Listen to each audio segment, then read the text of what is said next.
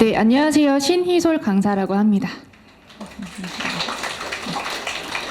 네, 오늘 교육의 좀 가장 중점은 일단 교육정보태미에 대한 좀 시스템 주요 기능과 각 업무 흐름을 좀 알고 가시는 좀 시간이다라고 이해해 주시면 좋을 것 같습니다. 일단 저희가 짧은 시간 5시까지 이 182페이지를 사실 다루기가 좀 많이 방대합니다. 그래서 제가 좀 주요한 기능 위주로 좀 진행할 예정이니 이 부분 함께 참고해 주시면 좋겠습니다.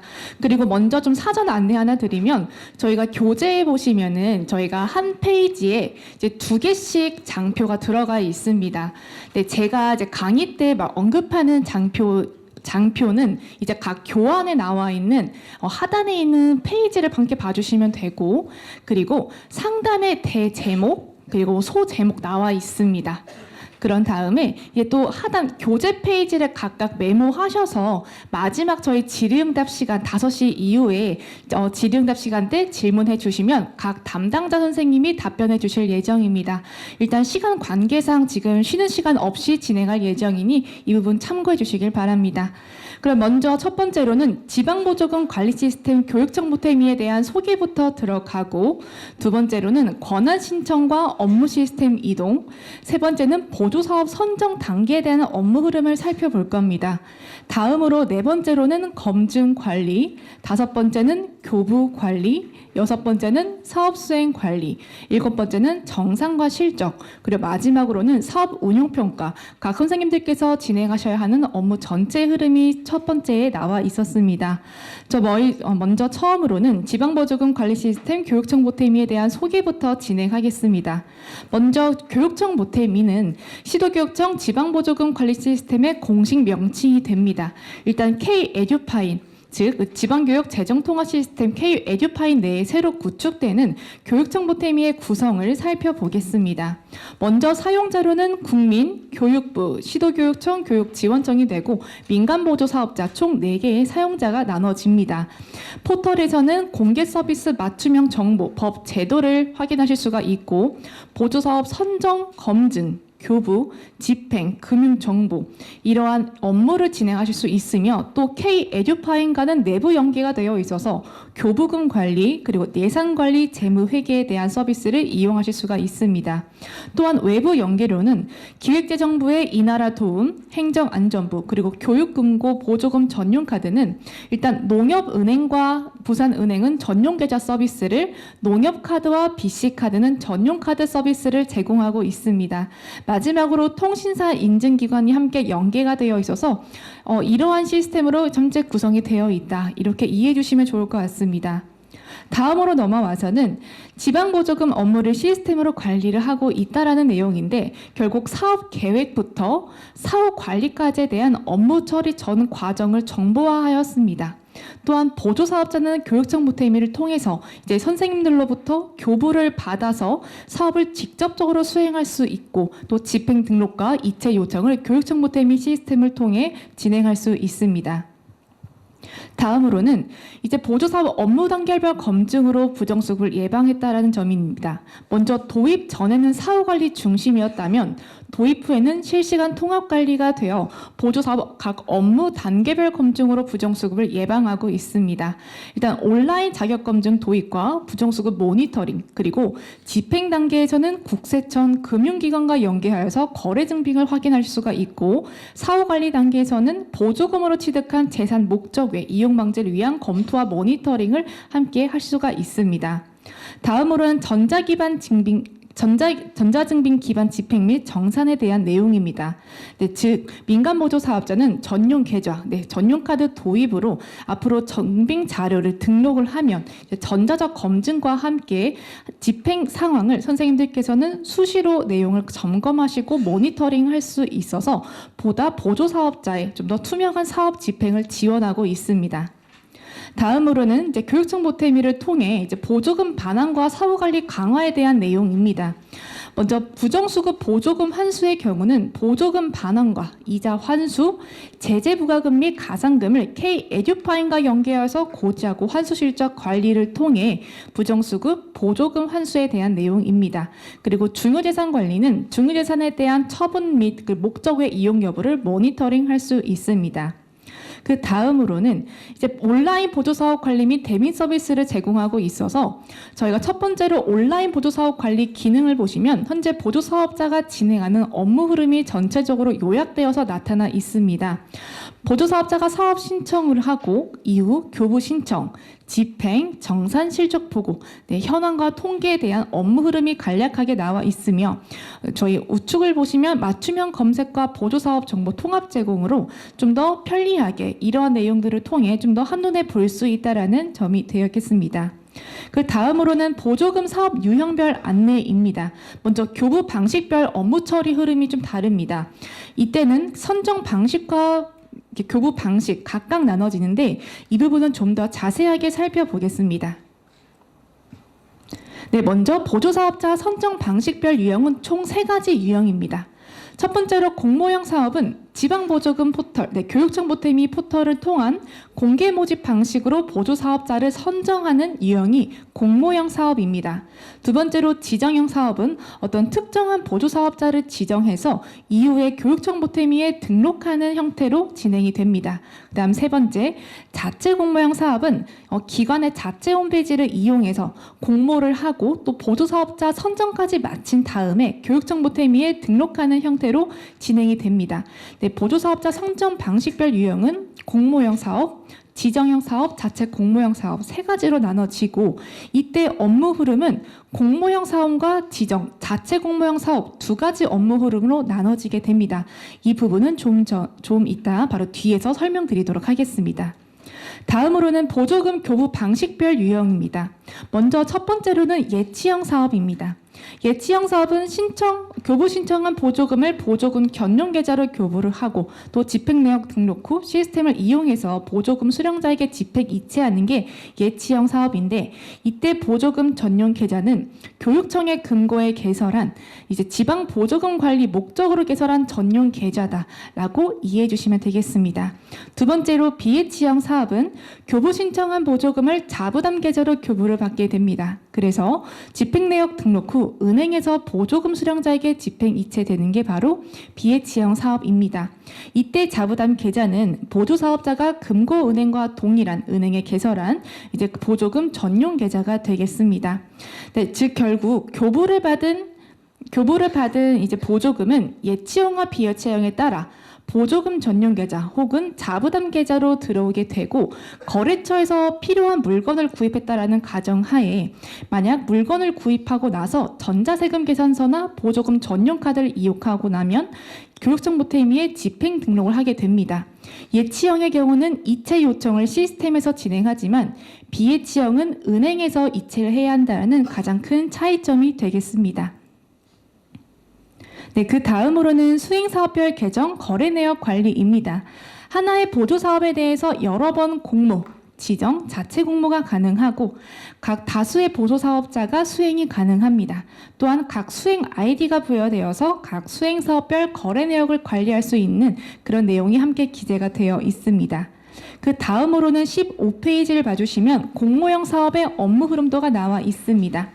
네, 저희가 교재 15페이지가 아닌 저희 각 하단을 보시면 이렇게 좀 작게 나와 있습니다. 지금 제가 좀 가려서 이쪽으로 나와 있는데 각 장표에 우측 하단을 보시면 좀 작게 표시가 되어 있습니다. 이 부분을 체크해 주시면 되겠습니다. 먼저 공모형 사업의 업무 흐름도부터 보겠습니다. 먼저 첫 번째로는 보조사업 관리부터 진행을 합니다. 선생님들께서는 보조사업 정보 그리고 보조사업 지원계획 공개 이후에 이제 보조사업자는 해당 내용을 조회하게 됩니다.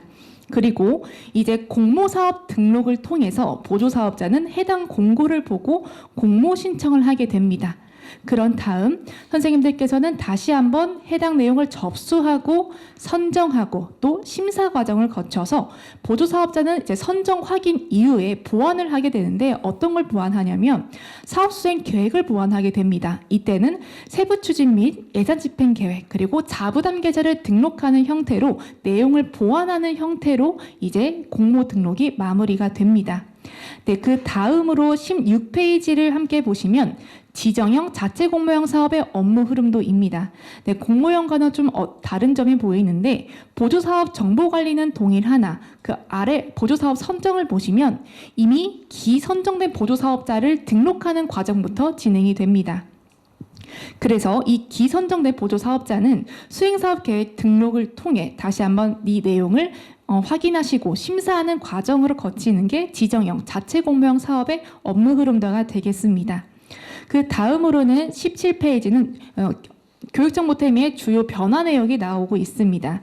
네, 지방보조금 관리 시스템을 이용한 업무 수행으로 일단 현행에서는 수작업, 어떤 방문하여 처리를 하셨다라고 하면은 이제는 온라인으로 보조사업 신청, 그리고 교부 신청, 해당 현황들을 한눈에 확인할 수 있다는 점과 또 이런 교부 내역과 집행검열을 좀 더 수시로 확인할 수가 있습니다. 또한 이런 집행 내역 기반으로 온라인 정산을 지원하고 있습니다. 두 번째로는 부정수급입니다. 기존에는 보조사업자 선정 및 정산 시에 서면으로 제출받아 확인하셨다면 이유는 자격검증 그리고 집행검증을 연계 정보를 통해 검증을 진행하고 있습니다. 마지막 세 번째로는 정보 공개 그리고 공개 확대에서는 저희가 시도교육청 지방보조 사업을 한 곳에서 확인이 가능하고 또 맞춤형 검색이 가능하다라는 점이 있습니다. 그 다음 페이지를 보시면 이제 K-에듀파인 주요 변화 내역입니다. 여기서는 지방보조금 교부 지출에 대한 내용만 살펴보겠습니다. 지방보조금 교부는 일반 지출로 처리를 하셔야 하며 지방보조금 교부 관리, 교부 결정 관리 이 부분은 메뉴의 경로다라고 이해해 주시면 되겠습니다. 교부 결정 관리 화면에서 지출 품위를 선택하여 처리를 해주시고 저희 비고를 보시면 교부 전 사전 업무 처리가 있습니다. 교육금고에 개설된 보조금 전용 계좌와 통합거래처 등록이 먼저 사전 업무로 진행해 주셔야 합니다. 그 다음으로 이제 다음 페이지를 함께 보시면 PC 환경 및 준비 사항이 나와 있습니다.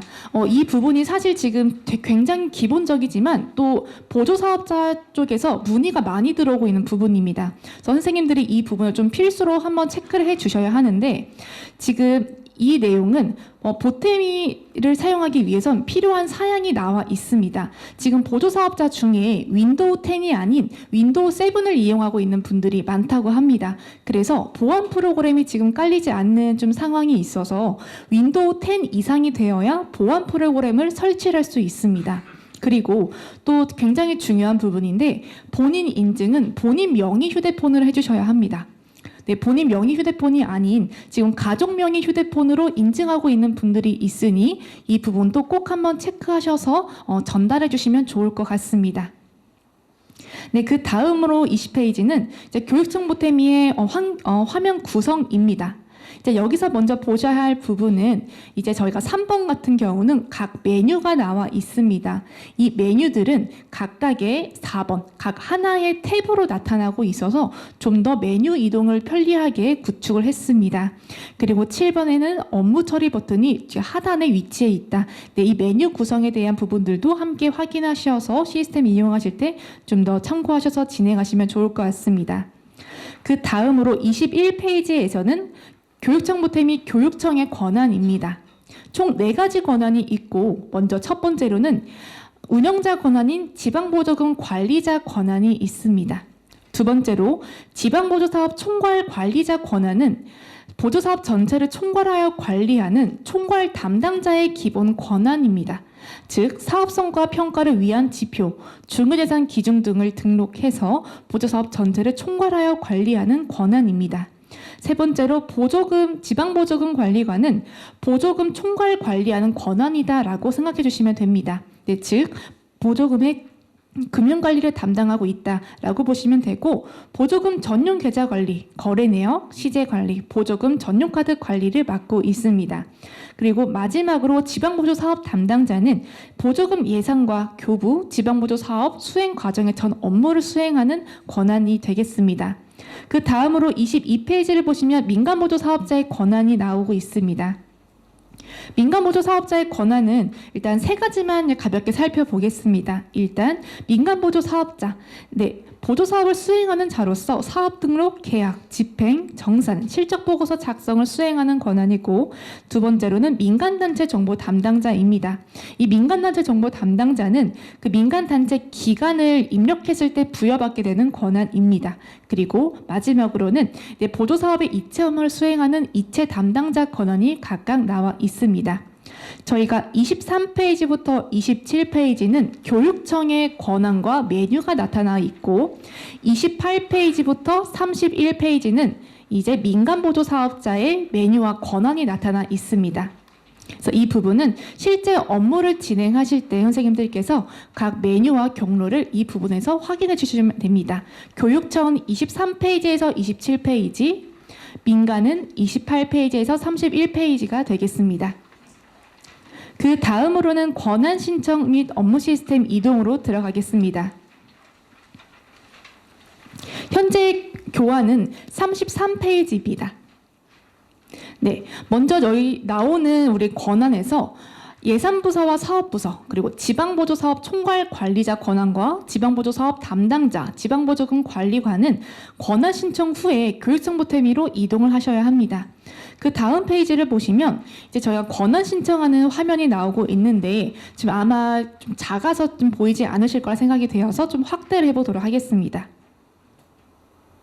이 부분에서는 결국 이 화면에서 좀 생각하셔야 할 부분은 권한 추가와 추가할 자료를 어떻게 추가하면 되는지에 대한 내용이다라고 보시면 될 것 같습니다.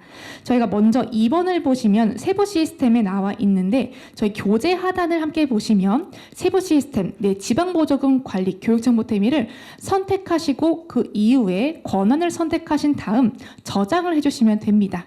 그리고 옆쪽에 자료 권한 목록에서는 추가할 자료를 추가하시고 그 다음 저장을 하시면 이 업무는 마무리가 됩니다.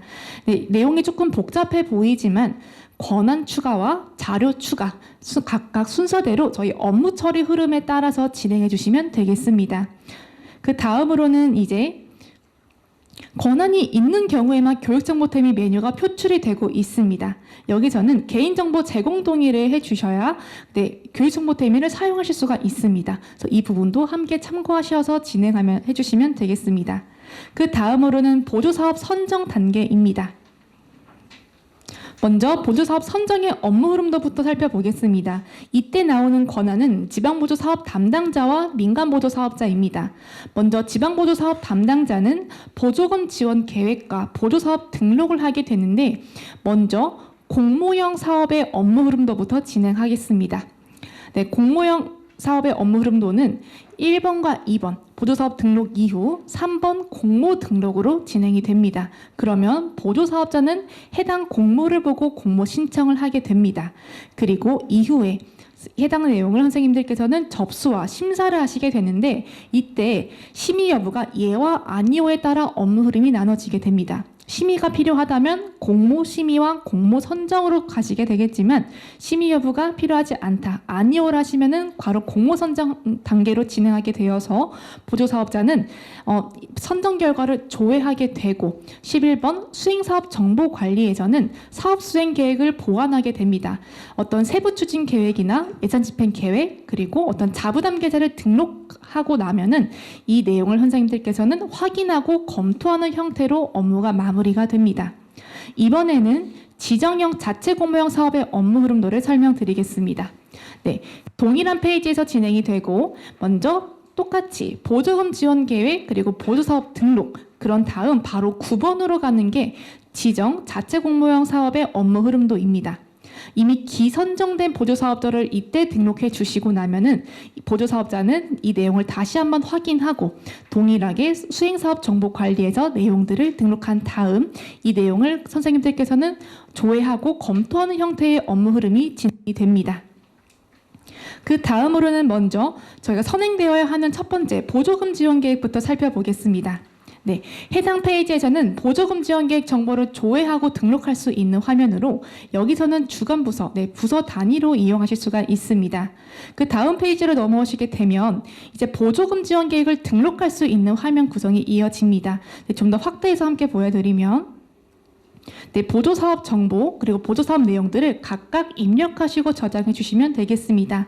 일단 확정된 보조금 지원 계획 정보는 삭제할 수 없습니다. 이 부분도 함께 교재 하단을 참고하셔서 진행해 주시면 되겠습니다. 그 다음으로 넘어오시게 되면 보조사업 관리입니다. 보조사업 관리에서는 이제 선생님들께서는 저희 교재 하단을 보시면 공모, 지정, 자체 공모가 등록되어 있는 보조사업은 삭제할 수가 없습니다.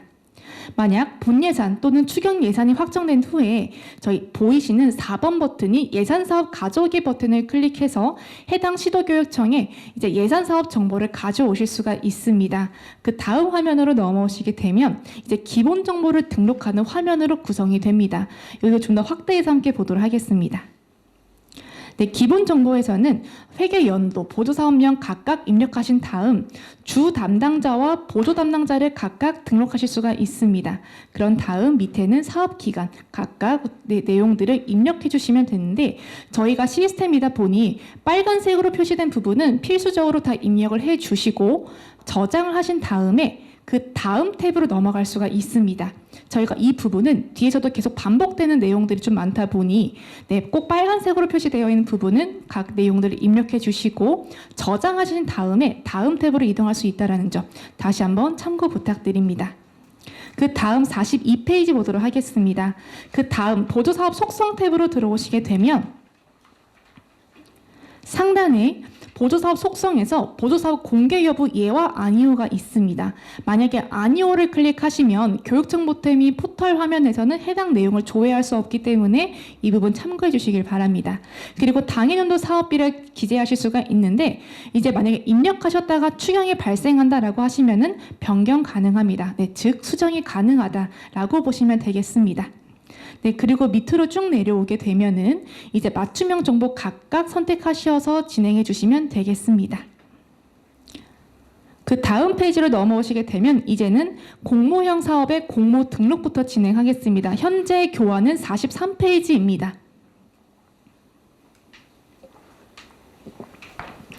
네, 좀 전에 앞에서 진행한 보조사업 등록 이후에는 공모 등록이 가능합니다. 자, 그 다음으로 넘어오시게 되면은 이제 공모 등록은 총 6개의 탭으로 구성이 되어 있습니다. 좀 더 확대해서 함께 살펴보시면 네, 사업 정보에서는 네, 이러한 사업 정보 각각 내용들을 기재해 주시면 되는데 좀 더 확대해 보면 회계 연도와 보조 사업 그리고 사업 개요, 목적, 내용, 대상, 효과를 각각 입력하실 수가 있습니다. 네, 내용들 다 입력하고 저장 버튼 클릭하고 다음 탭으로 이동하시게 되면 기본 정보를 등록하는 탭이 있습니다. 이제 여기서 보셔야 할 부분은 보조사업 주 담당자가 공모 담당자로 등록되며 공모 접수와 심사, 네, 선정심사, 선정심의, 신청 결과 정보를 관리하게 됩니다.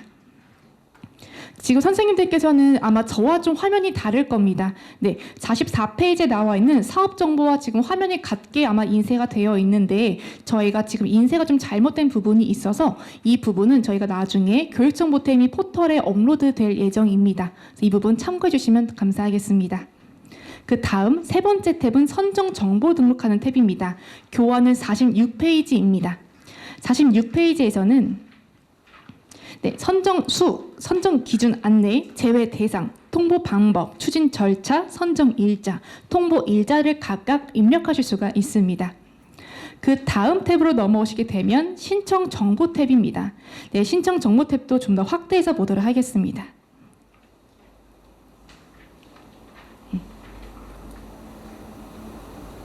네, 여기 상단을 보시면 BH형 사업 신청 가능 여부가 선택할 수 있게 되어 있습니다. 그리고 보조금 최대 신청 가능 금액, 자부담 최소 신청 가능 금액 각각 기재하실 수 있는데 여기 하단에 보조사업 유형, BH형에 대한 설명이 나와 있고 BH형 가능 사유가 함께 나와 있습니다. 먼저 첫 번째로는 사업 성격이 예치형으로 적절하지 않은 유형, 두 번째 IT 취약계층, 세 번째 소액 200만 원 이하 사업자, 네 번째 지자체 장이 필요하다고 인정하는 보조사업자, 그리고 마지막으로 K 에듀파인 집행입니다. 이 내용을 다시 한번 참고하셔서 실제 진행하실 때 선택해 주시면 되겠습니다. 일단 비해치형 가능 사유는 이제 가능 사유가 있을 경우다라고 한 번 더 생각해 주시면 좋을 것 같습니다. 그다음 하단엔 접수 정보, 그리고 서류 내역 목록, 신청 정보 간소화의 경우는 만약 사용을 하신다면은 보조사업자가 공모를 신청할 때 이 4개의 탭은 표시가 되지 않습니다. 그래서 이 신청 정보 간소화 정책 사용 여부, 이 부분은 저희 교재 하단에도 함께 기재가 되어 있으니 함께 표시를 해주시면 좋을 것 같습니다. 네, 만약 사용을 하게 되면은 보조사업자가 이 내용을 입력할 수 없다. 네, 이렇게 이해해 주시면 되겠습니다. 그 다음으로 넘어오게 되면은 자격검증 탭입니다. 자격검증 탭에서는 네, 온라인 자격검증 여부, 그리고 오프라인 자격검증 여부, 중복수급 불가 사업 검증 여부를 각각 검증 제외와 검증으로 선택하실 수가 있습니다.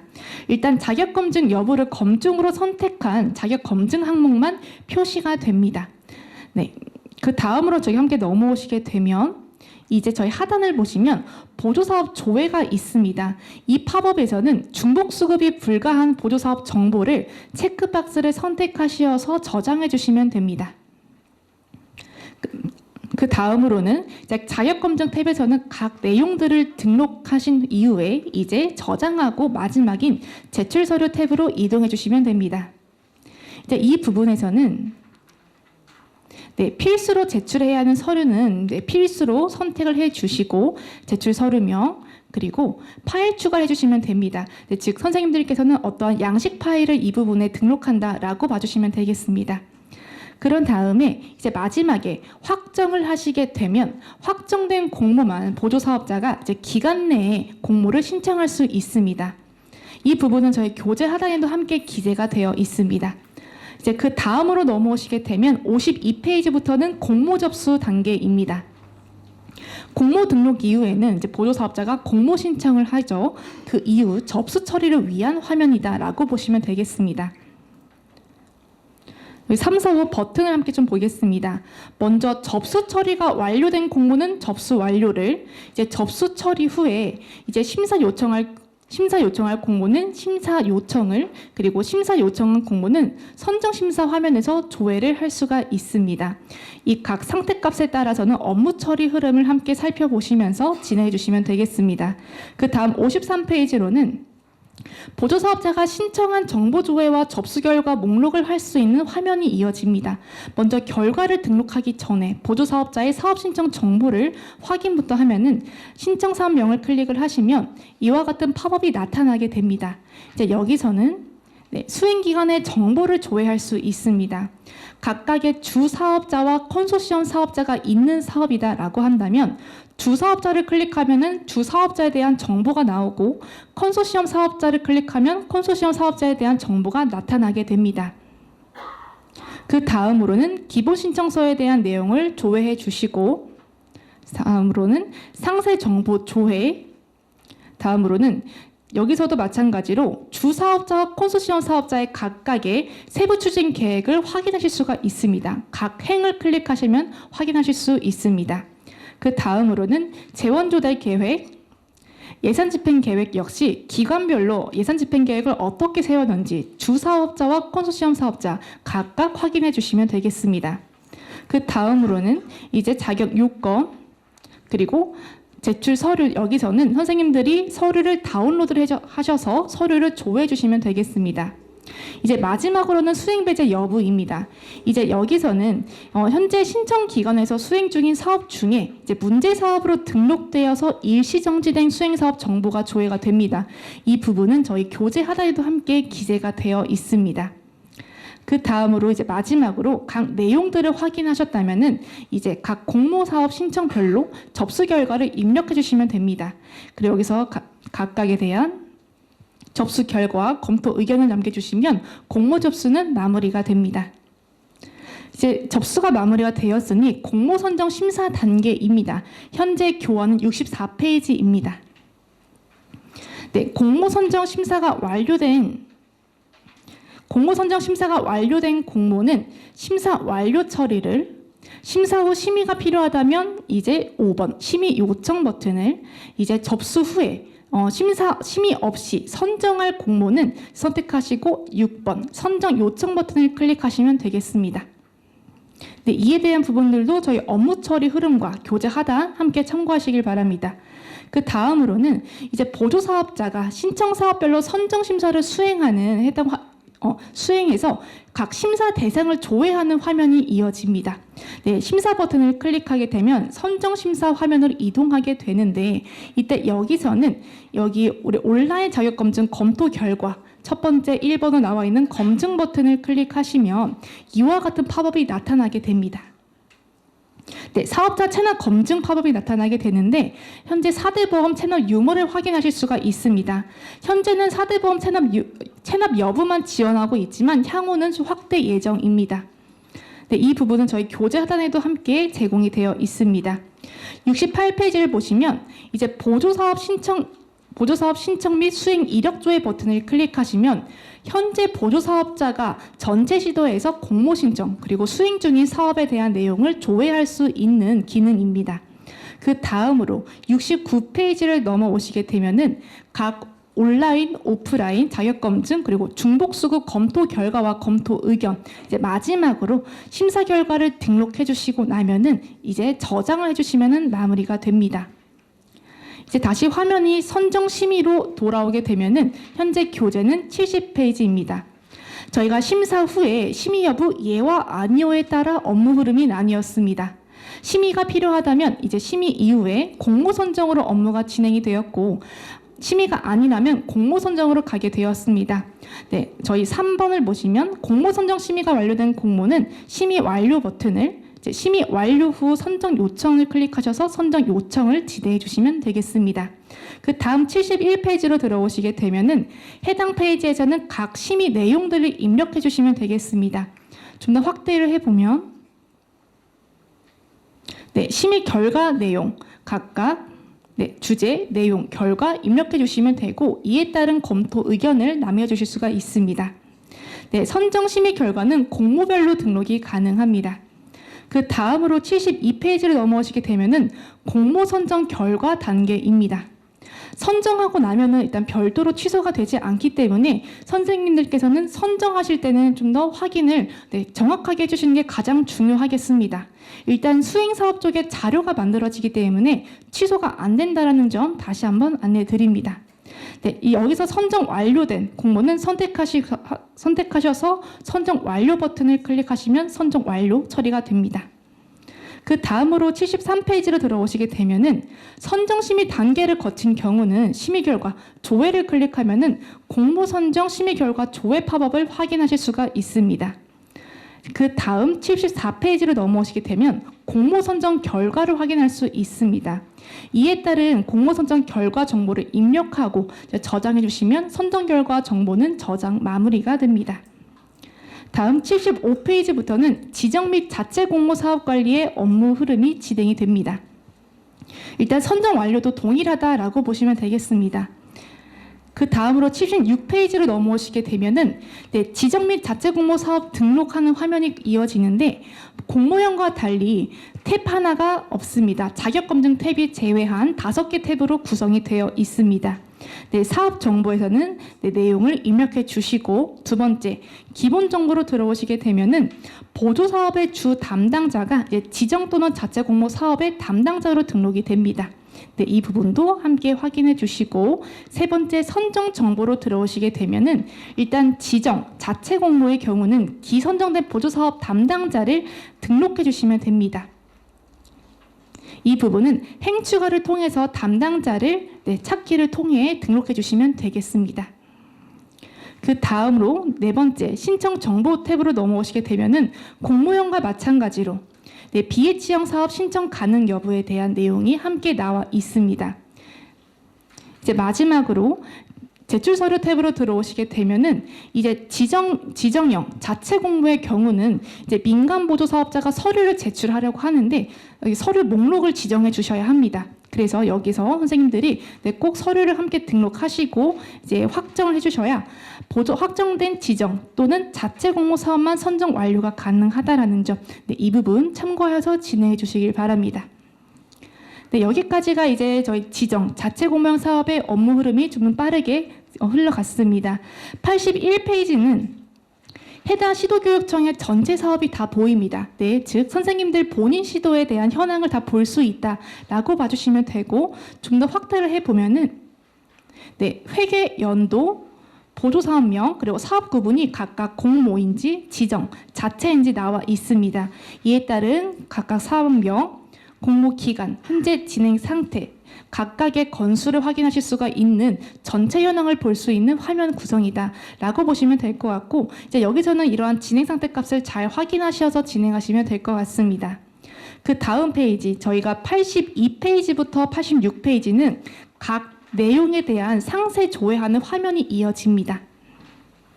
83페이지에서는 공모 사업을 상세하게 조회할 수 있는 팝업, 84페이지에서는 지정 및 자체 공모 사업을 상세 조회하는 팝업, 85페이지는 공모 사업 신청 조회를 상세 조회하는 팝업, 마지막으로 86페이지에는 지정 및 자체 공모 사업을 상세하게 조회할 수 있는 팝업, 82페이지에서 86페이지는 각각의 내용들에 대한 조회하는 화면이다 라고 봐주시면 되겠습니다. 지금부터는 보조사업 선정의 마지막 업무인 수행사업 정보관리입니다. 현재 교안은 87페이지입니다. 네, 공모형의 경우는 선정 이후에, 지정, 자체 공모형은 등록 이후에 진행이 되었습니다. 보조사업자가 수행사업 정보에서는 사업 수행 계획을 보완한다라고 말씀을 드렸습니다.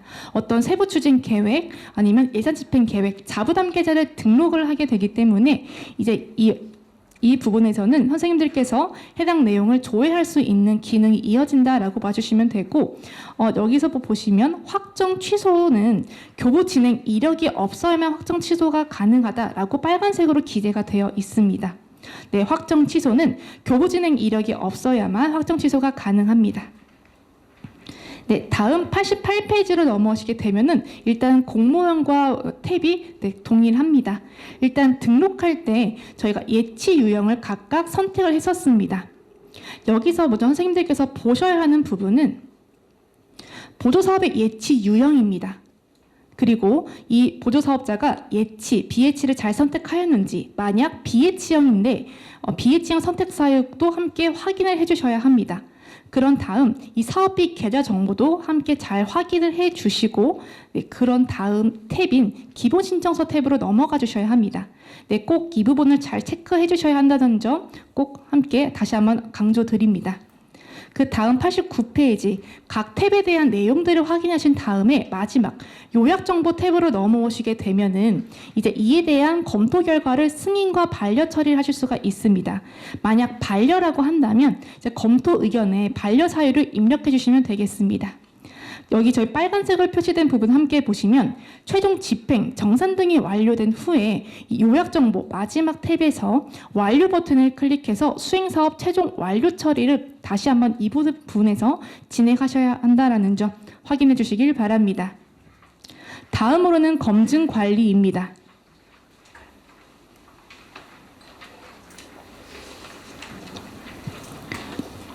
먼저 검증관리의 업무 처리 용도부터 살펴보겠습니다. 여기 현재 나오는 권한은 지방보조사업 총괄관리자 권한, 지방보조사업 담당자, 민간보조사업자가 해당 업무를 진행하게 됩니다. 지방보조사업 총괄관리자는 오프라인 자격검증 항목 관리, 그리고 온라인 자격검증 기관, 정보 항목 관리를 하게 되고, 지방보조사업 담당자는 온라인 자격검증 검토 결과 관리, 그리고 오프라인 자격검증 검토 결과 관리, 중복수급 검토 결과 관리, 중복수급 제외사업 관리를 각각 맡아서 진행하게 됩니다. 저희가 현재 온라인의 4대 보험 체납 여부만 진행되고 있지만 향후 확대가 된다는 점 다시 한번 참고해 주시길 바랍니다. 먼저 첫 번째로는 지방보조사업 총괄관리자가 이제 공모 등록에 사용되는 이제 온라인 자격검증 연계기관 정보를 함께 등록하는 화면이 이어진다라고 보시면 되겠습니다.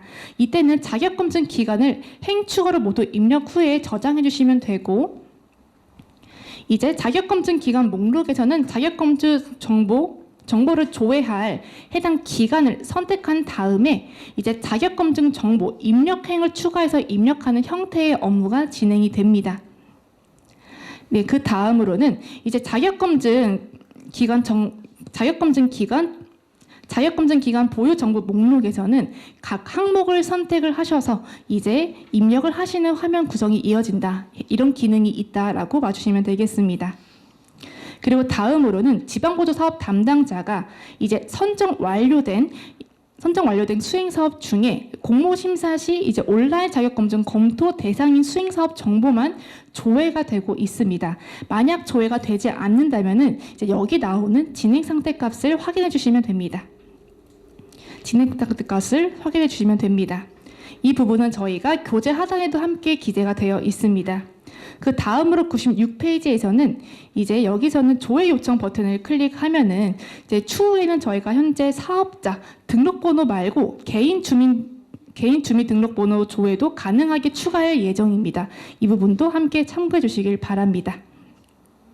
그 다음 97페이지로는 이제 사업 수행, 이제 사업 정산 단계에 대한 이제 온라인 자격검증 검토 결과 등록 후에 이제 저장을 해주시면 되는데 이제 이때는 검토 단계, 각각 단계를 맞게 선택하시고 검토 결과, 검토 의견을 남겨주시면 되겠습니다. 98페이지부터는 오프라인 자격검증 관리입니다. 다시 지방보조사업 총괄 관리자가 자격검증을 관리하는 화면이 나와주고 있습니다. 각 항목들은 행추가를 통해 등록하실 수가 있고 일단 검증 항목명, 항목 설명, 그리고 이에 대한 사용 여부를 Y와 N으로 선택할 수가 있습니다. 만약 이제 N으로 선택된다면은 이제 공모 등록 시에 오프라인 자격검증 항목 등록 시에 조회가 되지 않습니다. 그래서 사용 여부가 Y인 것만 공모 등록 시에 이용할 수 있다. 이렇게 확인해 주시면 되겠습니다. 저희가 이 부분은 교재 하단에도 함께 기재가 되어 있습니다. 그 다음으로 99페이지입니다.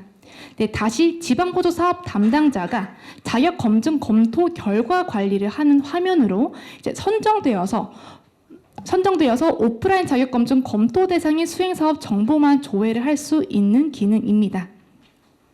그 다음으로는 이제 선정 단계에서는 조회가 가능하고 이 부분으로 다시 한번 확인하셔서 진행하시면 되겠습니다. 그 다음 101페이지에서는 중복수급 검토 결과 관리입니다. 이제 수행 중 또는 정상 단계의 수행 사업에 대한 중복수금 검토 결과를 관리하는 화면으로 일단 중복수금 검토 대상인 사업만 조회가 됩니다. 검토 대상인 수행 사업만 조회가 되고 따로 수정이 되지는 않습니다. 그 다음 102페이지를 넘어오시게 되면은 다시 한번 이 보조사업 신청 및 수행 이력 현황이라는 버튼을 클릭하시면 현재 보조사업자가 이제 전체 시도에서 공모 신청과 그리고 수행 중인 사업 조회가 되고 있습니다. 다음으로 103페이지에서는 이제 마찬가지로 각 내용들을 확인하신 다음에 이제 검토 단계에 대한 결과와 의견을 각각 남겨주실 수가 있습니다. 그 다음으로 마지막으로 이제 104페이지에서는 일단 시도교육청에서 관리하는 보조사업의 중복수급 검토 제외와 사업 정보를 관리하는 화면이 함께 이어지고 있습니다. 이 부분은 저희가 교환 42페이지에서 이제 참고를 하시면 되는데 일단 우리가 보조사업을 등록했을 때 중복수급 불가 제외가 예와 아니오로 나타났습니다. 이제 그 부분이 바로 104페이지, 42페이지가 함께 연결된다라고 보시면 될 것 같습니다. 이제부터는 교부 관리로 진행하도록 하겠습니다.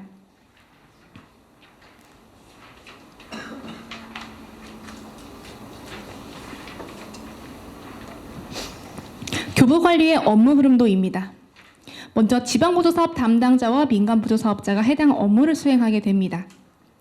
민간보조사업자는 이제 선정 이후에 이제 선생님들께 교부 신청을 하게 됩니다. 그러면 선생님들께서는 해당 내용을 접수를 해주시고 교부 결적을 하는데 이때는 에듀파인 영역의 결제가 필요합니다. 그 이후 다시 보조사업자에게 해당 내역을 통보를 해주시고 보조사업자는 이 내용을 확인하고 나서 집행을 할 수가 있다라고 보시면 되겠습니다.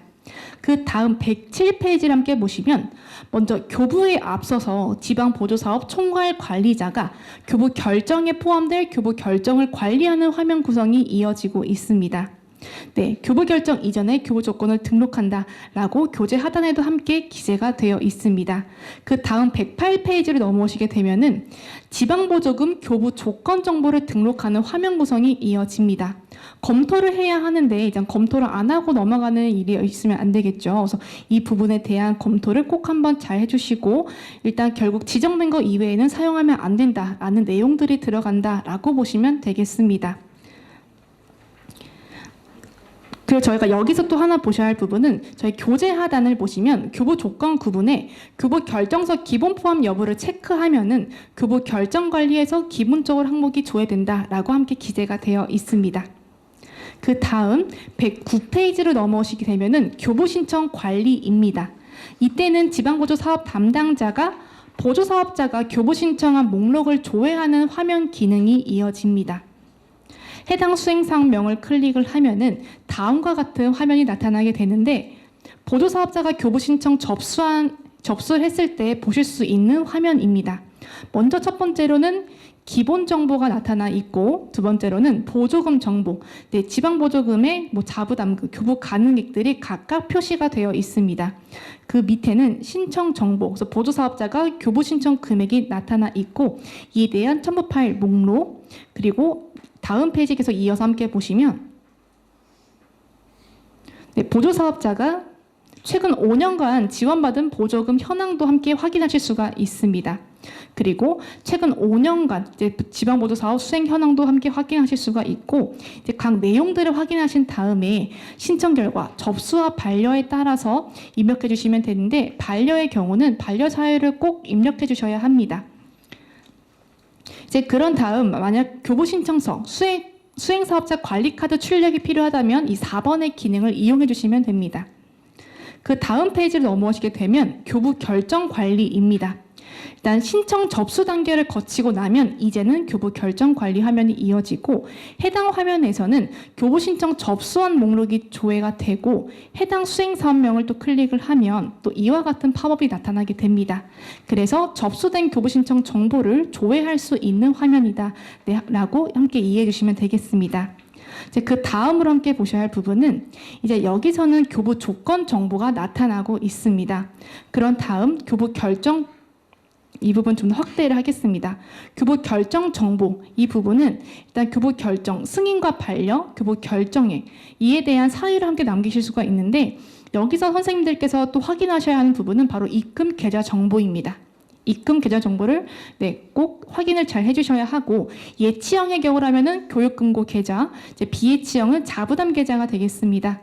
네, 여기서 이제는 교부 완료가 되어야 민간 보조 사업자가 집행을 할 수가 있는데 이 부분이 조금 복잡하기 때문에 좀 더 천천히 살펴보도록 하겠습니다. 네, 먼저 첫 번째로 교부 결정 반려인 경우에는 반려 사유를 입력해 주시면 됩니다. 그리고 교부 결정 승인인 경우는 각 내용들을 입력하고 저장해 주시면 되고 일단 세 번째 에듀파인 전송 버튼을 클릭을 하면은 에듀파인 교부 결정 목록에서 내부 결제를 진행할 수 있습니다. 이 에듀파인 전송 버튼은 4번 버튼인데 이 4번 버튼을 클릭하시면 다음 페이지로 이어집니다. 네. 결국 우리가 교부 결정 관리 중에서는 에듀파인 영역 결제가 필요하다라고 말씀을 드렸습니다. 여기 해당 화면에서는 품위를 진행해 주셔야 하는데 일단 결제 버튼을 클릭하면 에듀파인 창이 또 뜨게 되고 네, 교부 결정 내역을 선택하신 다음에 저희 2번 나와 있습니다. 네, 2번 결제 요청 버튼을 클릭하셔서 전자결제를 진행하시고 결제 완료된 교부 결정 내역을 또 선택하신 다음에 저희 4번 품위를 이제 진행해 줄 수 있습니다. 이 품위는 저희 지출 품위가 진행이 된다라고 보시면 되고 저희가 다시 1번부터 좀 살펴보겠습니다. 네, 교부 결정 내역 에듀파인 업무 진행입니다. 네, 지방보조금 포털에서 교부 결정이 등록되면 연계를 통해 KU 에듀파인으로 교부 결정 내역이 연계가 된다라고 기재가 되어 있습니다. 네, 연계된 교부 결정의 내역에 결제를 진행해 주시면 되고 네, 결제 완료된 교부 결정 항목에 대한 지출 품위를 진행해 주시면 됩니다. 이제 여기서 4번 품위를 클릭하시면 저희가 그 다음 116페이지로 함께 또 연계의 흐름이 이어집니다. 이때는 품위 진행 흐름을 함께 봐주시면 되고 우리가 116페이지에서 먼저 보셔야 할 부분은 일단 교부 결정관리 화면에서 지출품이 화면으로 이동해서 업무 처리가 필요하다라는 점입니다. 그리고 교부 결정 한 건에 대해서 품위도 다시 한 건으로 진행해야 한다라는 점이 있습니다. 이 부분이 조금 복잡할 수 있습니다. 그리고 다시 품위를 진행했다라는 가정하에 다시 우리 화면으로 돌아오시게 되면은 이제 품위 완료, 5번 지급 완료 전송 버튼을 해주셔야 합니다. 지급 완료 전송 버튼은 지출 품위가 완료된 경우 전송이 가능합니다. 그리고 다시 K-에듀파인에서 지출 품위, 지급 완료된 이후에 다시 교육청 보태 및 교부 완료가 되어야 보조사업자가 집행과 정산이 가능합니다. 그러면 지급 완료 전송을 하시고 나면은 다시 114페이지로 또 이동을 해주셔야 합니다. 114페이지로 또 화면이 전환이 됩니다. 전환이 되어서 다시 우리 4번을 보시면 내부 결제가 완료되면 저희 5번인 교부 통보 버튼이 활성화가 됩니다. K-에듀파인 영역에서 내부 결제가 완료되면 5번인 교부 통보 버튼이 활성화되어서 이 5번 교부 통보 버튼을 클릭해서 교부 통보 처리 상태로 변경을 해주시고 그 다음 에듀파인에서 결제가 완료된 교부 결정 목록에 대한 지출 품위가 또 진행이 됩니다. 지출 품위 완료 후에 지급 완료 전송 버튼 클릭, 저희가 좀 전에 하고 왔던 그 업무 흐름이다 라고 보시면 되겠습니다. 일단 지출 품위가 완료되면 교육청 보태미에서 교부 완료 버튼이 또 활성화가 되고 교부 완료 버튼 클릭하셔서 완료 처리를 해주시면 됩니다. 그런 다음 이제 마지막 또 저장까지 해주시고 이제 완료된 이후에 교부 완료를 해주셔야 보조사업자가 집행과 정산이 가능하다라고 한 번 더 좀 정리를 할 수가 있겠습니다. 저희가 114페이지에서 115, 116페이지가 계속 연계가 되는 부분이기 때문에 이 부분은 저희 업무 처리 흐름과 교재 하단에 나와 있는 내용을 다시 한번 참고하셔서 업무를 진행해 주시면 좋을 것 같습니다. 그럼 바로 117페이지로 넘어오도록 하겠습니다. 117페이지는 교육청 보조금 전용 계좌를 등록하는 화면 구성입니다.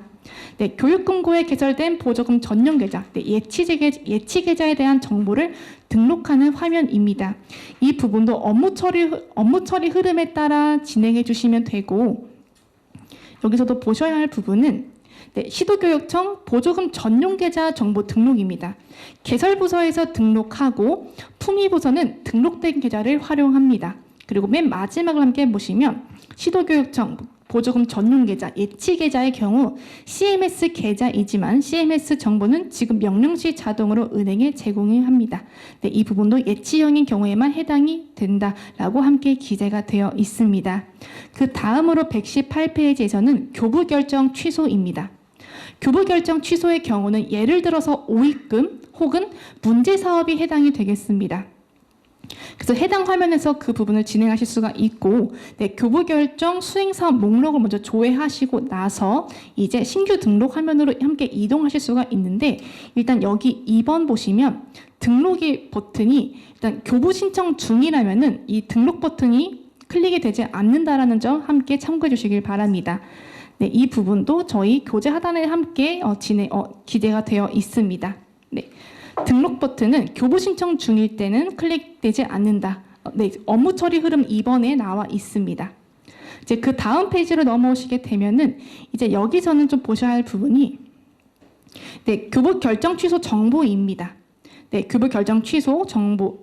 교부 결정 취소에서 등록, 확정, 취소 각각 선택값이 있고 여기에도 이의 신청 여부가 가능과 불가로 있습니다. 만약 선생님들께서 가능으로 선택을 하시면은 보조사업자가 이의 신청이 가능합니다. 이 부분도 다시 한번 확인해 주시면 되겠습니다. 여기까지가 교부 관리가 마무리가 되었고 그 다음으로는 사업 수행 관리로 넘어가도록 하겠습니다.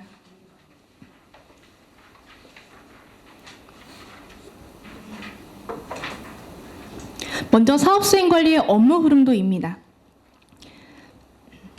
이때 나오는 권한은 지방보조사업 담당자와 민간보조사업자입니다.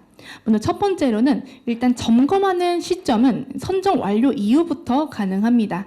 먼저 지방보조사업 담당자가 수행점검 대상기관 등록을 하고 나면 이후에 점검 결과 등록하게 됩니다. 네, 현재 교재는 121페이지입니다. 점검 결과 유형이 총 3가지에 따라서 각각 업무 흐름이 나눠지게 됩니다. 정상이라면 끝이 나지만 보완 필요, 뭔가 더 보완이 필요하다라고 하면 이제 수행 명령을 내려주시게 되는데, 이때 수행 명령 등록 후 보조 사업자는 이 내용을 보고서 이제 시정 조치 등록을 하게 됩니다. 그러면 이 내용을 다시 한번 또 검토를 하는 형태로 진행이 되는데, 그래도 검토를 했을 때 보완이 더 필요하다라고 하시면은 이 업무 흐름이 계속 진행이 된다라고 보시면 되겠습니다. 하지만 정상이다라고 하면은 정상으로 끝이 난다, 이렇게 보시면 되고, 하지만 봤는데 좀 이상하다, 문제 사업이다라고 하면은 이제 문제 사업 업무 흐름으로 나오게 됩니다. 이때는 문제 사업 관리로 들어가게 되어서 사업의 일시정지 처리가 됩니다.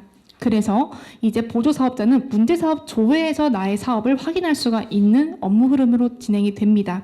하지만 만약에 어떤 천재지변이나 보조 사업자가 더 이상 사업 수행이 불가하다라고 했을 때는 수행 포기 신청서를 작성할 수 있습니다. 이 경우는 거의 선생님들과 먼저 사전 협의하에 진행이 되기 때문에 이 내용들을 다시 한번 어떤 서류상 이력을 남기기 위한 검토와 그리고 승인으로 진행이 되어서 보조 사업자는 이 수행 포기를 했을 때 다시 문제 사업에서 나의 사업을 조회할 수 있다라고 보시면 되겠습니다. 그 다음으로 122페이지 저희 업무 처리 흐름 이어서 보겠습니다. 먼저 사업 변경 신청입니다. 사업 변경 신청은 교부가 완료된 이후에 어떤 계좌 변경이라든지 단체 정보, 예산 집행 계획 등 이제 그러한 부분들이 변경이 될 수가 있겠습니다. 여기서 선생님들이 이 신청서를 보고 검토를 하시게 될 때는 일단 보조 사업자는 집행이 정지가 됩니다. 네, 이때 검토 시에는 보조 사업자가 집행이 정지가 되기 때문에 좀 더 빠르게 검토를 해주시는 게 좀 더 중요할 것 같습니다. 그리고 이후 승인 과정을 거치게 되면은 다시 보조 사업자는 집행을 할 수가 있습니다. 이제 두 번째로는 중요재산입니다. 일단 중요재산의 경우는 교부가 완료되어서 수행사업 중일 때 가능합니다. 일단 등기가 없는 경우는 중요재산 등록만 하고 끝나지만 등기가 있는 케이스, 예를 들어서 부동산, 선박, 건물, 항공기가 해당이 되겠습니다. 그 경우에는 처분계획 등록, 이런 내용들에 대한 검토, 각각의 승인 과정을 거치시게 되는 게 결국 교육청 이름으로 처분 제한 등기가 한 줄 더 생긴다라고 보시면 되고, 이제 마음대로 처분을 할 수가 없다, 우리가 승인이 필요하다라고 생각해 주시면 될 것 같습니다. 그 다음 네 번째 2월 신청입니다. 일단 2월 신청은 사업 기간을 늘려주는 것에 대한 신청서입니다. 회계적인 관점의 2월은 아니지만 예를 들어 보조 사업자 집행 기간이 12월 31일이라고 했을 때 하루밖에 남지 않았다 했을 때 이제 저희는 다음 날까지도 집행이 필요하다라고 하면은 그에 대한 일자를 더 늘려달라라고 신청하는 거다라고 생각해 주시면 되겠습니다. 네, 결국 집행 기간을 늘려주는 신청이다라고 보시면 되겠습니다. 근데 여기서 이제 검토와 승인 단계를 거쳐서 반려가 될 수가 있는데 반려 처리를 하실 수가 있습니다. 그럼 보조 사업자는 이에 대한 이의 신청을 제기할 수 있습니다. 이때 그럼 다시 한번 또 이 이의 신청을 갖고 검토를 진행하시게 되는데, 이때는 인정으로 들어가게 되어서 인정과 불인정의 업무 흐름으로 나타나게 됩니다.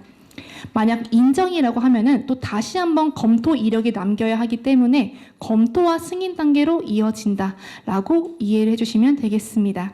이제 여기까지가 저희가 사업 수행 관리에 대한 좀 전체적인 업무 흐름도였고, 다음 123페이지부터는 조금은 빠르게 좀 진행을 해보도록 하겠습니다. 좀 더 중요한 기능 위주로만 설명드릴 예정입니다. 일단 123페이지에서는 수행사업에 대한 점검 기준을 등록하고 각 기준에 맞는 수행사업을 일괄 추출해서 점검 대상 기관으로 등록하는 화면 구성이 이어집니다. 이때 여기 보이시는 4번 대상 추출 버튼을 클릭하면은 대상 기준에 맞는 점검 대상 사업을 일괄 등록할 수 있는 기능입니다. 그 다음 페이지로 넘어오시게 되면은 124페이지에서는 수행 점검 대상 기준 등록을 이제 추출하고자 하는 기준 설정을 선택 또는 입력하셔서 진행해 주시면 되겠습니다.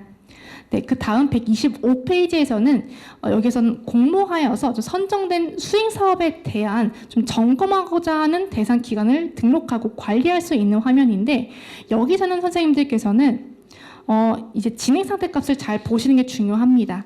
이 진행 상태 값에 따른 각 진행 상태, 기간 추가가 가능한 진행 상태, 기간 삭제가 가능한 진행 상태, 수정이 가능한 진행 상태가 각각 나와 있으니 이 부분 꼭 한번 참고하셔서 업무를 진행해 주시면 되겠습니다. 그 다음 126페이지로 넘어오시게 되면은 이제 사업별 집행 현황을 조회할 수 있는 화면입니다. 이 부분 좀 더 확대해서 보시면 보조사업자가 집행한 증빙 유형, 집행 목적, 이에 따른 정상검토 진행 상태, 각각의 거래처명, 누구와 거래를 했는지, 보조 비목명, 집행액을 확인할 수 있는 화면이 함께 이어집니다. 그 다음 이제 127페이지로 넘어오시게 되면은 일단 수행기간 조회에서는 점검 상태가 점검 완료, 점검 대상이 아닌 기간만 좀 조회가 되고 있습니다. 네, 이 부분은 대상 조회 기준에 대한 설명이 교재 하단에도 함께 기재가 되어 있기 때문에 함께 참고해 주시면 되겠습니다. 그 다음으로 128페이지에서는 이제 점검 대상 사업을 조회를 해서 이제 체크한 수행 사업을 일괄 추가를 할 수가 있습니다. 일단 체크박스 활성화 기준도 함께 나와 있으니 네, 수행 점검 상태가 점검 완료인 경우, 그리고 수행 점검 대상으로 등록되지 않은 경우 각각 나와 있습니다. 그리고 129페이지에서는 일단 점검 대상 기관에 대한 점검 유형은 두 가지가 있습니다. 현장 점검과 서면 점검.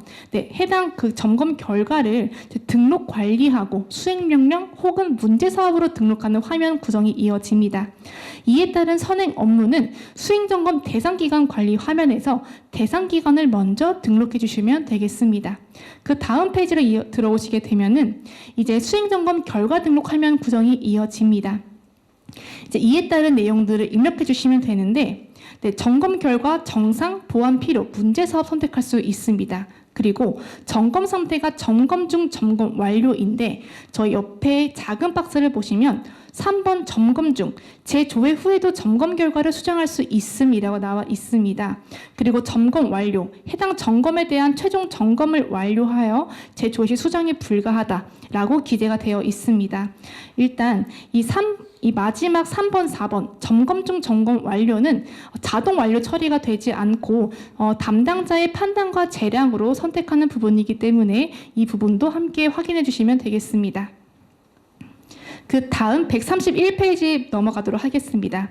일단 결과를 등록 후에 이제 수행명령 정보 등록을 하는 이제 화면 구성이 함께 이어집니다.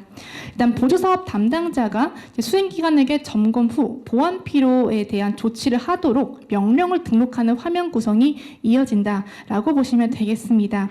이에 따른 수행명령 진행 상태별 팝업 화면이 각각 다음 페이지에 나오게 되는데, 먼저 수행 명령 등록, 수행 명령 통보 시에는 132페이지 팝업이 나타나게 됩니다. 그리고 이제 조치 결과, 수행 명령 조치 결과 검토 결과 등록이라는 팝업은 조치 결과 제출, 이제 조치 결과 검토 완료 시에는 해당 팝업이 나오게 됩니다. 네, 각각에 따른 화면 구성 한 번 더 살펴주시길 바라며, 그 다음 134페이지에서는 수행 점검에 대한 전체 현황을 조회할 수 있는 화면입니다. 135페이지에서는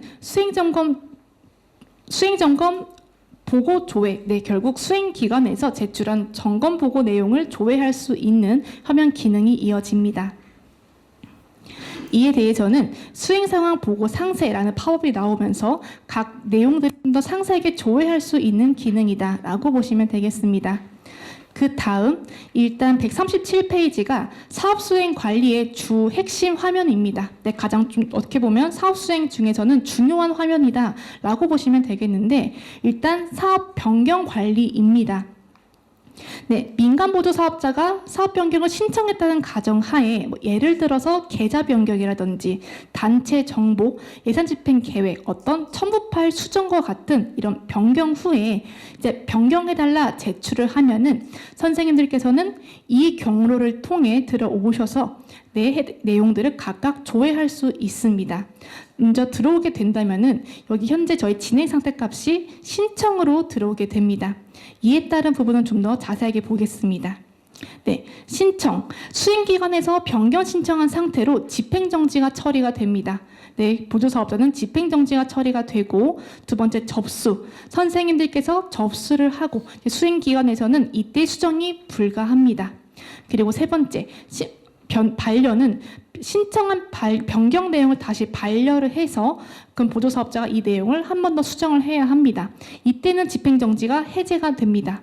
그다음 마지막 승인. 변경 신청한 내용이 수행사업 관리에 반영이 되어서 집행정지가 해제된다. 네, 이렇게 보시면 되겠습니다.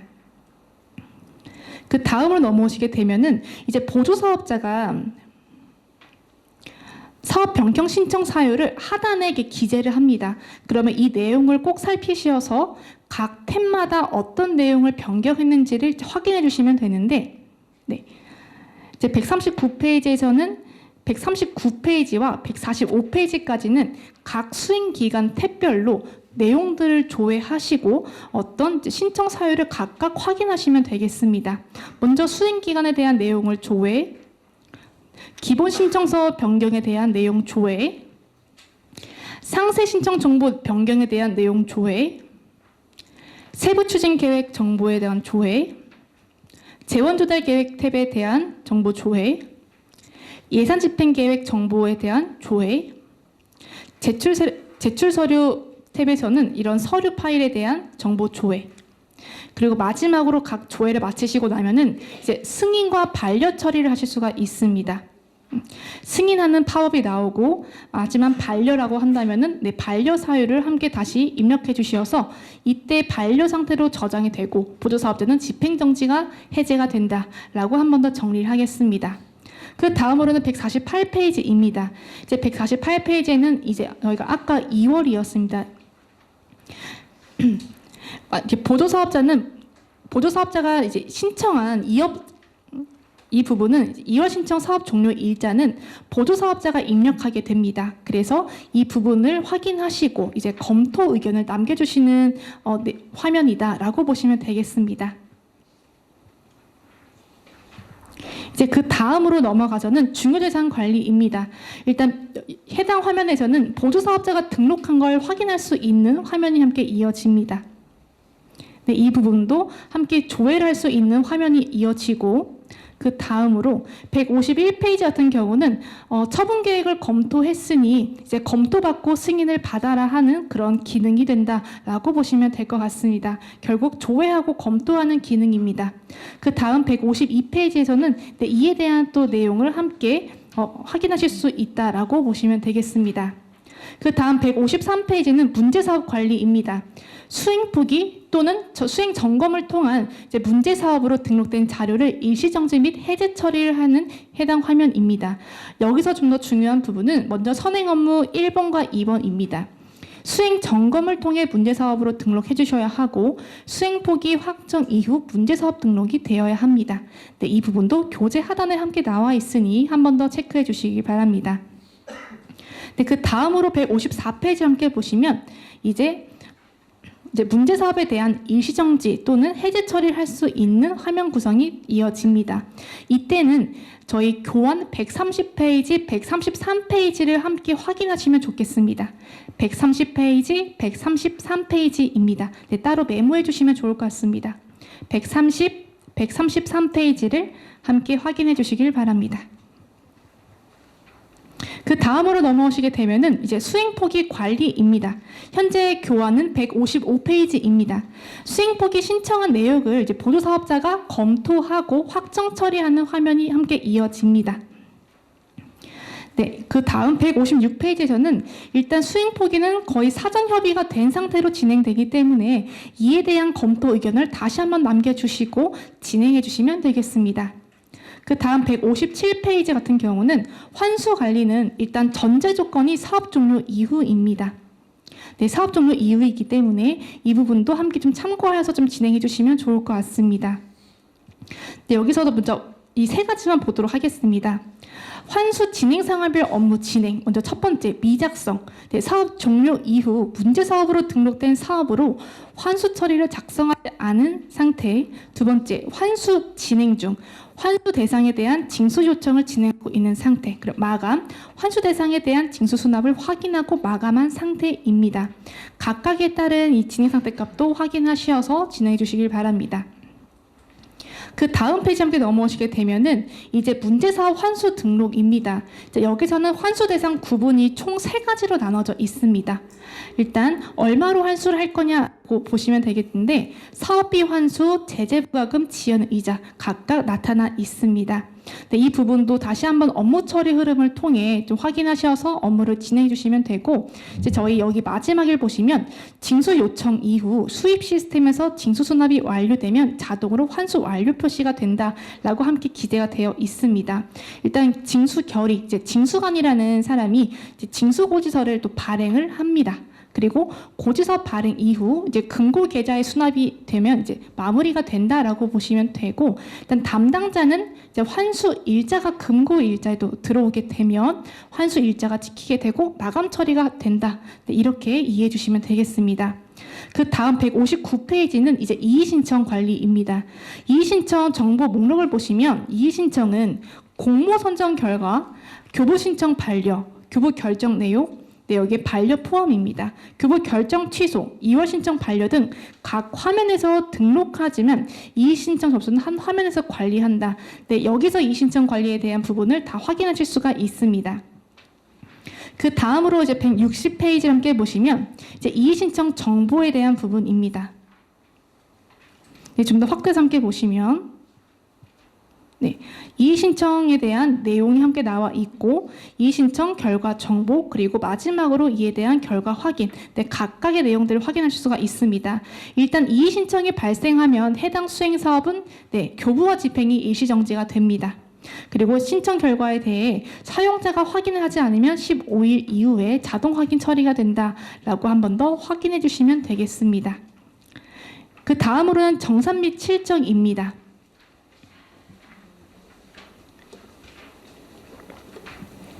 일단 정산 및 실적과 사업 운용 평가는 좀 업무 흐름 위주로 좀 살피고 마무리하도록 하겠습니다.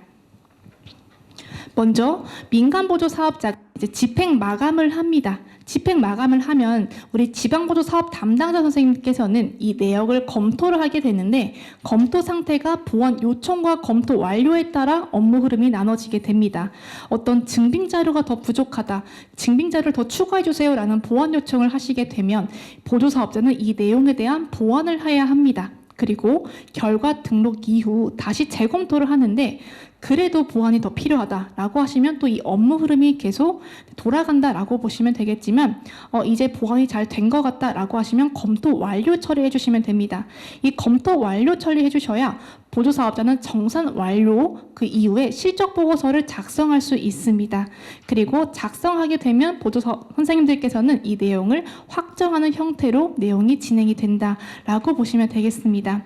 이 실적 보고서 작성 과정에서도 승인과 반려 처리가 있는데 이 부분은 지금 생략이 되었다라고 이해해 주시면 되겠습니다. 그 다음 페이지 163페이지 함께 보시면 반환관리 업무 처리 흐름입니다. 즉 정산 완료가 되어야 이제 정산 마감을 할 수가 있다라고 보시면 되겠습니다. 네, 저희가 앞에서 보았던 162페이지가 다 완료가 되어야 한다라고 이해해 주시면 되고, 일단 지방보조사업 담당자가 정산 마감을 하면 이렇게 반환 자료 생성이 됩니다. 그래서 반환 명령 등록을 하게 되면 보조사업자는 이 내용을 조회해서 반환 이체 실행을 하게 됩니다. 네, 이때 자부담 계좌 안에 이든 지방보조금 성격을 띤 반납 금액을 전용 계좌로 이체하세요라는 명령을 진행한다라고 하시면 되겠습니다. 그래서 이때는 뭐 이자가 됐을 수도 있고 사업비 잔액이 됐을 수도 있고 그런 항목을 진행하셔서 명령을 등록한다, 이 흐름으로 이해해 주시면 되겠습니다. 그 다음에는 이제 징수 요청이 이제 반납 구분에서는 지출 반납과 징수로 나눠지게 됩니다. 일단 사업비는 지출 반납이고 이자는 징수로 가게 되는데, 징수라면은 징수 요청 이후 징수관이 징수고지서를 발행을 해서 이제 선생님들께서는 다시 보조사업자에게 다시 이체하세요라는 행위를 하시게 되면 이 정산은 마무리가 됩니다. 하지만 지출 반납 요청을 하시게 되면은 지출원에서 지출 반납 고지서 발행을 통해 다시 한번 또 보조사업자에게 반환 이체 실행을 명령하시게 되고 이후 사업은 마무리가 된다라고 보시면 될 것 같습니다. 일단 징수관과 지출원은 K-에듀파인 영역에서 진행이 됩니다. 그 다음 164페이지에서는 이제 집행 마감된 목록이 들어오는 화면입니다. 네, 선생님들의 담당 사업이 다 들어온다라고 보시면 될 것 같습니다. 그 다음 페이지로 들어오시게 되면은 일단 정산 마감에 대한 내용이 함께 나와 있습니다. 일단 저희 교재 하단 함께 보시면 정산 마감, 네, 정산 마감을 통해 정산 자료 생성 시 집행 실적의 정산 검토, 진행 상태 값에 따라 인정 불인정 금액이 확정이 된다라고 기재가 되어 있습니다.